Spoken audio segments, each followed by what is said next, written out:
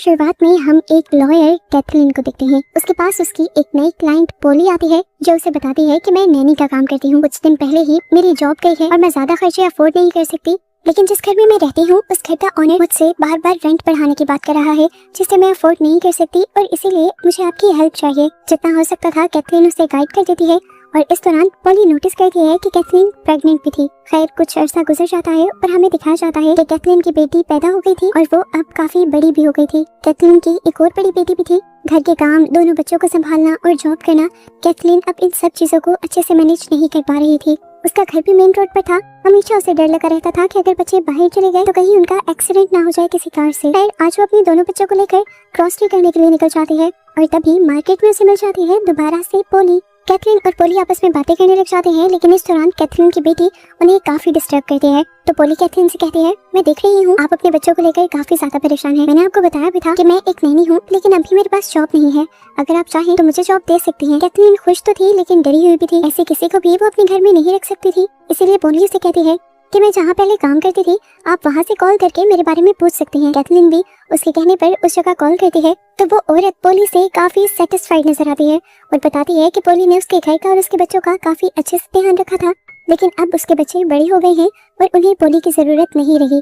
अपनी सारी तसल्ली करने के बाद कैथरीन और उसका हस्बैंड पोली को अपने घर पर जॉब दे देते हैं। कुछ दिन गुजरते हैं और कैथरीन ये देखकर खुश हो जाती है कि उसकी दोनों ही बेटियां पोली के साथ काफी ज्यादा अटैच हो गई थी। कैथरीन आकर अपने हस्बैंड और पोली को बताती है कि कल को मेरे कुछ कलीग्स लंच पर आ रहे हैं और उनके लिए मैं सारा लंच खुद प्रिपेयर करूंगी। वो पोली यहाँ तक कि अपने हस्बैंड को भी किचन में आने नहीं देती, लेकिन इसी दौरान हम नोटिस करते हैं कि पोली कई मर्तबा बहाने से किचन के अंदर आई भी थी और उसने कैथरीन के बनाए खाने के अंदर कुछ मिक्स भी कर दिया था। खैर कुछ देर बाद सब लोग खाना खाने बैठ जाते हैं। खाना सबको ही पसंद आता है। खाने के दौरान पोली भी इन लोगों के साथ ही बैठी हुई थी। कैथरीन का दोस्त पोली से पोली के बारे में पूछता है और पोली अपने बारे में ज्यादा जो बात हाईलाइट करती है वो ये कि वो गरीब है और उसकी फैमिली नहीं है। अब उसके शहर में रहने के खर्चे पूरे नहीं हो रहे, इसीलिए वो अपने गांव वापस चली जाएगी। ये बात करते ही कैथरीन उससे कहती है, तुमने मुझसे ये बात डिस्कस नहीं की। खैर ये लोग इस टॉपिक को बात के लिए छोड़ देते हैं और अपनी बातों में लग जाते हैं। कैथरीन ने आज अपने दोस्तों को अपने घर पर ही स्टे करवाया था और रात होते ही सभी लोगों की तबीयत खराब हो जाती है सिवाय पोली के, क्योंकि पोली ने ही वो सूप नहीं पिया था, बाकी सब लोगों ने पिया था। जाहिर सी बात थी उसी ने तो कुछ मिलाया था। अब ये बात कोई भी नोटिस नहीं करता और कैथरीन सबके बीमार होने का इल्जाम भी अपने ही ऊपर ले लेती है। वो जब इस गिल्ट में रो ही रही थी कि ना वो किसी का ख्याल रख पाती है और ना ही कुछ अच्छा कर पाती है, तभी पोली आकर उसे दिलासा देने लगती है और ऐसे पोली कैथरीन के भी दिल के काफी करीब हो जाती है जैसे वो उसकी बेटियों के दिल के करीब थी। कैथरीन को जब ये यकीन हो जाता है कि पोली से अच्छी कोई और नैनी उसे नहीं मिल सकती, तो वो इसी टाइम पोली से कहती है कि तुम अपने गांव जाने के फैसले को छोड़ दो, तुम हमारे घर हमारे आउट हाउस में रहो, ऐसे तुम्हें शेल्टर भी मिल जाएगा और तुम्हारी जॉब भी सिक्योर रहेगी। पोली के लिए तो ये सबसे खुशी की बात थी। उसने फौरन ही हाँ कर दी और वो यही रहने लगी। पोली के घर आने के बाद सब कुछ सेट होने लगा था। कैथरीन की जॉब दोबारा से सेटल हो गई थी, बच्चे सेटल हो गए थे, लेकिन अंदर ही अंदर पोली कोई गेम चल रही थी, क्योंकि वो कैथरीन की बड़ी बेटी को कैथरीन के ही खिलाफ भड़काने लग जाती है कि तुम्हारी मॉम बहुत बुरी है, अच्छा बनने का वो सिर्फ नाटक करती है। देखो कल उन्होंने तुम्हें डांटा भी और तुम्हें तुम्हारी फेवरेट चीजें भी कभी नहीं दिलवाई। अब यही बातें वो छोटी बच्ची डाइनिंग टेबल पर बोल देती है कि आप बिल्कुल अच्छी नहीं है, आप कभी हमसे उतना प्यार नहीं करती और कभी मुझे फेवरेट चीजें भी नहीं दिलवाती।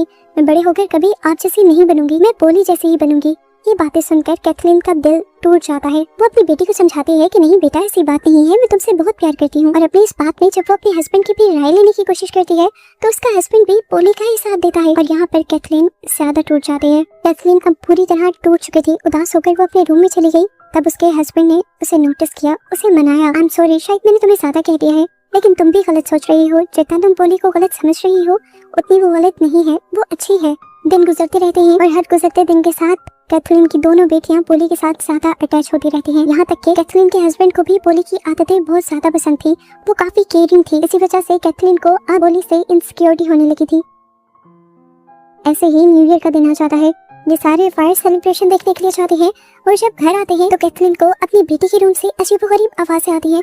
डरकर वो रूम में जाते हैं तो देखते हैं कि उसकी बेटी बुरी तरह डरी हुई थी और उसके हाथ में बहुत सारे फायर क्रैकर्स थे। वो अपने हस्बैंड और पोली दोनों को ही डांटने लगी कि किसने दिलवाए हैं उसे फायर क्रैकर्स। पोली ने फौरन से सॉरी कह दिया और कहा कि मुझे नहीं पता था कि वो ऐसे डर जाएगी, मुझे तो ये लग रहा था कि वो एंजॉय करेगी। सॉरी सुनने के बावजूद कैथरीन का गुस्सा कम नहीं होता और वो पोली से कहती है, अगर कोई हादसा हो जाता तो तुमने कुछ सोचा भी नहीं, आज तुमने साबित कर दिया है कि तुम मेरे बच्चों का ख्याल नहीं रख सकती, इसीलिए चली जाओ यहाँ से। कैथरीन ने फैसला तो ले लिया था, लेकिन पोली ने अब उसके बच्चों को ही उसके फैसले के खिलाफ भड़का दिया। कैथरीन के बच्चे, यहाँ तक कि कैथरीन का हस्बैंड भी कैथरीन को समझाने की कोशिश करता है, लेकिन इस चीज से कैथरीन और भी ज्यादा चिढ़ जाती है और फौरन ही पोली को घर से निकाल देती है। पोली अब घर से जा चुकी थी, जिसके बाद से कैथरीन से उसकी पूरी फैमिली नाराज हो चुकी थी। अपनी बेटी को तो वो समझा नहीं सकती थी, लेकिन वो अपने हस्बैंड को समझाने की कोशिश करती है। देखो, पोली वैसी नहीं है जैसा तुम समझ रहे हो, उसके इरादे खतरनाक लगते हैं मुझे और इसीलिए मैंने उसे घर से निकाला है। लेकिन कैथरीन का हस्बैंड तो कुछ सुनने को तैयार ही नहीं था, वो उल्टा कैथरीन से ही नाराज हो जाता है और यहाँ पर कैथरीन ठान लेती है कि वो अपने आप को प्रूफ करके छोड़ेगी कि वो ठीक है। अब क्योंकि कैथरीन एक लॉयर थी, इसलिए उसने पूरा प्लान बनाया और उसी प्लान के तहत वो पोली को उसके घर से लेने चली गई। वो पोली से माफी मांगकर उसे अपने घर वापस ले आती है, जिससे सब दोबारा उससे खुश हो जाते हैं और इसके बाद पोली दोबारा अपने दोस्त को बुला लेती है, जो दरअसल एक डिटेक्टिव है। कैथरीन के कहने पर वो ये मिशन ले लेता है कि वो पोली की सारी इन्फॉर्मेशन निकाल कर रहेगा और ये भी पता चला लेगा कि आखिर वो चाहती क्या है। पोली की गैर मौजूदगी में वो पोली के रूम में जाता है और उसके रूम की तलाशी लेता है और उसे वहाँ कुछ मिल भी जाता है, जिसे वो छुपा कर निकलने ही वाला था, पर पोली ने उसे पकड़ लिया। लेकिन अजीब बात थी, ये पता होने के बावजूद कि इस लड़के ने इसके रूम से कुछ चुराया था, पोली उसे फिर भी जाने देती है। स्टूवर्ट घर आकर उन पेपर्स पर रिसर्च करने लगता है और उसे कोई बहुत ही चौंका देने वाली बात पता चलती है, जिसके बाद वो पोली को कॉल करता है बजाय कैथरीन को कॉल करने के, क्योंकि असल तो कैथरीन ने ही उसे काम दिया था। दूसरी तरफ हम देखते हैं कि कैथरीन सारा काम स्टूवर्ट पे छोड़कर नहीं बैठी थी, वो खुद से भी इंफॉर्मेशन कलेक्ट कर रही थी और अब वो उस लेडी के घर जाती है जहाँ से उसने पोली की इंफॉर्मेशन पहली मर्तबा ली थी। उस लेडी के घर जाने पर उसे पता चलता है कि पोली ने उसके साथ बहुत बड़ा झूठ बोला था। पोली ने तो कभी नैनी का काम किया ही नहीं था, वो पहले एक ड्रग एडिक्ट थी। जिस औरत से उसने कैथरीन को कॉल करवाई थी, उसी औरत के रिहैब सेंटर में उसने अपने आप को रिकवर किया था, फिर वो बेहतर होने लगी थी। वो अब अपने लिए कुछ करना चाहती थी, इसीलिए उसने अपनी रिहैब की ऑनर से ही कहा कि आप अगर मेरे लिए एक छोटा सा झूठ बोल देंगी तो मुझे जॉब मिल जाएगी। ये सारी सच्चाई सुनकर कैथरीन पागल होने वाली हो जाती है और उस औरत पे ही भड़क जाती है। आप ये कैसा कर सकती हैं?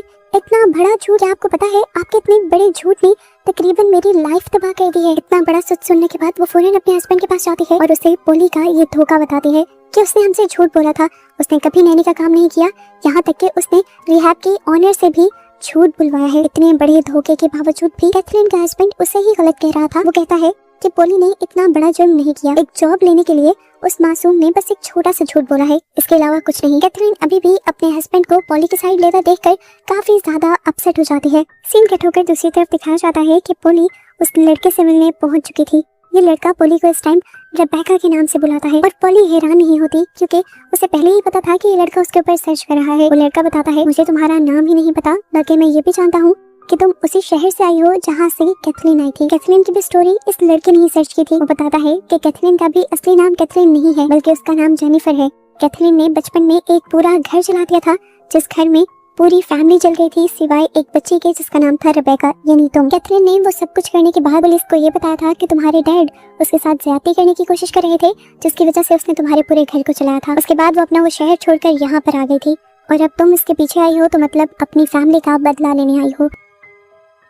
पोली अब इस लड़के से कहते हैं, अब तो तुम्हें मेरा सारा प्लान पता चल गया है, अब तुम क्या करोगे? वो लड़का कहता है, मैं बस तुम्हें समझाऊंगा, ये कि ज्यादा गुस्सा मत करो, बदले की आग को अपने अंदर से निकाल दो, अपनी भी लाइफ बेहतर बनाओ और उस बेचारी की भी लाइफ खराब ना करो। मैं कैथरीन से भी बात करूंगा, वो तुमसे माफी भी मांगेगी और तुम्हें इतने पैसे भी दे देगी कि तुम्हारी लाइफ सेट हो जाए। इस टाइम तो पोली रोते हुए ऐसा ड्रामा करती है कि जैसे उसने इस लड़की की बात मान ली हो, लेकिन अगले ही पल वो ड्रामा करते हुए उठकर साइड पे जाती है और एक बेसबॉल बैट उठाकर जोर से उस लड़की के सर पर मारकर उसे मार देती है। उसने मर्डर कर दिया था, लेकिन वो फिर भी नहीं घबराई थी। फिलहाल पोली के लिए जरूरी था अपना सच छुपाना, जो उसने छुपा लिया था। लाश को वो अब ठिकाने लगा देती है और घर से सारे ही सबूत मिटा देती है, यहाँ तक कि अपने आने के सबूत भी। पुलिस को इस लड़की की लाश सड़क से मिलती है और जैसे ही कैथरीन को पता चलता है तो कैथरीन टूट जाती है। वो पुलिस वालों को भी यकीन दिलाने की कोशिश करती है कि जरूर उसे भी पोली ने ही मारा होगा, पर पुलिस वाले उसकी एक नहीं सुनते। कैथरीन अब घर आती है, दुख में वो पागल हुई भी थी, उसका बहुत ही अच्छा कोलीग मारा गया था।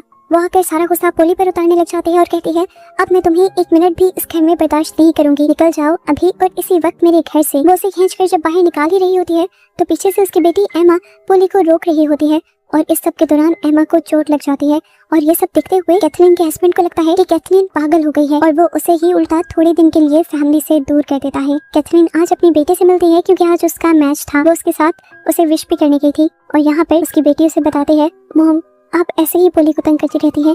वो बहुत मासूम है। आपको पता है मुझे उसके रूम से क्या मिला? ये पेपर, ये आर्टिकल जिसमें उसकी कहानी लिखी हुई है कि उसकी कोई फैमिली नहीं है, उसकी पूरी फैमिली एक फायर एक्सीडेंट में मारी गई थी। ये कहते हुए वो अपनी मॉम को पोली के रूम से मिला हुआ आर्टिकल दे देती है और खुद मैच के लिए चली जाती है। कैथरीन ने जब ये आर्टिकल पढ़ा तो उसके होश उड़ गए। सारा पास्ट उसकी आंखों के सामने आ गया और वो समझ गई कि पोली उससे बदला लेने के लिए आई है। वो फौरन घर भाग जाती है और पोली से माफी मांगने लगती है। यहाँ ग्राउंड में कैथरीन का हस्बैंड उसका वेट कर रहा था, लेकिन जब उसका फोन भी नहीं लगता तो वो समझ आता है कि जरूर कैथरीन घर ही गई होगी और उसे डर लग जाता है कि वो कहीं पोली को नुकसान न पहुंचा दे। जबकि यहाँ कैथरीन तो पोली से माफिया मांग रही थी। वो कहती है, मुझे पता चल गया है तुम पोली नहीं बल्कि रेबेका हो और मुझसे बदला लेने के लिए आई हो, लेकिन मेरा यकीन मानो, मेरा उस दिन इरादा तुम्हारी फैमिली को नुकसान पहुंचाना नहीं था। मुझे बस गुस्सा आ रहा था इसलिए जो तुम्हारे डैड ने मेरे साथ किया था उस सब में मेरा कोई कसूर नहीं था। पोली कहती है, तुम्हें क्या लगता है कि आज भी मैं तुम्हारी बात पे यकीन करूंगी, जबकि इतने सालों पहले पुलिस ने तुम्हारी बात पे यकीन कर लिया था। मैं तुम्हारी फैमिली को तड़पा तड़पा के मारूंगी जैसे पूरी जिंदगी मैं तड़पी हूँ। पोली कहती है, और इससे पहले ही मैं तुम्हें भी मार दूंगी। ये कहकर वो नाइफ उठाकर कैथरीन के ऊपर हमला कर देती है और कैथरीन अपने आप को बचाने की कोशिशों में लग जाती है। कैथरीन को पता था कि उसे होश में आना है क्योंकि उसकी बेटी खतरे में थी, उसकी दुश्मन के पास थी। अपने आप को संभालते हुए वो मुश्किल से अपनी बेटी को उठाती है और आकर कार में बैठ जाती है। उसने कार को अंदर से लॉक कर लिया था तो पोली उसे मारने के लिए कार के शीशे तोड़ने लगी। कैथरीन तो इस कार को घर के बाहर भी ले आई थी ताकि वो यहाँ से भाग सके, लेकिन अभी भी पोली उसके कार के बाहर थी। अचानक से यहाँ से दूसरी कार गुजरती है और पोली को हिट करके चली जाती है। इतनी ही देर में कैथरीन का हस्बैंड भी अपनी बेटी को लेकर वापस आ चुका था क्योंकि उसे समझ आ रही थी घर में कुछ गड़बड़ चल रही होगी, लेकिन वो ये नहीं जानता था कि घर में इतनी बड़ी गड़बड़ चल रही होगी। उस दिन एक्सीडेंट में पोली मारी गई थी, लेकिन शुक्र था कि कैथरीन की फैमिली बच गई थी। एंड पर कैथरीन का हस्बैंड ये यकीन कर लेता है कि कैथरीन सच बोल रही थी और वो उस पर ना यकीन करने के लिए भी माफी मांगता है। इन लोगों की लाइफ तो सेट हो जाती है, लेकिन इनकी बेटी को हमें दिखाया जाता है जो अब हवाओं में किसी से बातें कर रही थी, ऐसे जैसे वो पोली से बातें कर रही हो। या तो उसे पोली के मरने का बहुत ज्यादा सदमा हो गया था या फिर वो पोली की स्पिरिट से बात कर रही थी। उसके साथ क्या हुआ था, इसी मिस्ट्री के साथ ये मूवी यहाँ एंड हो जाती है।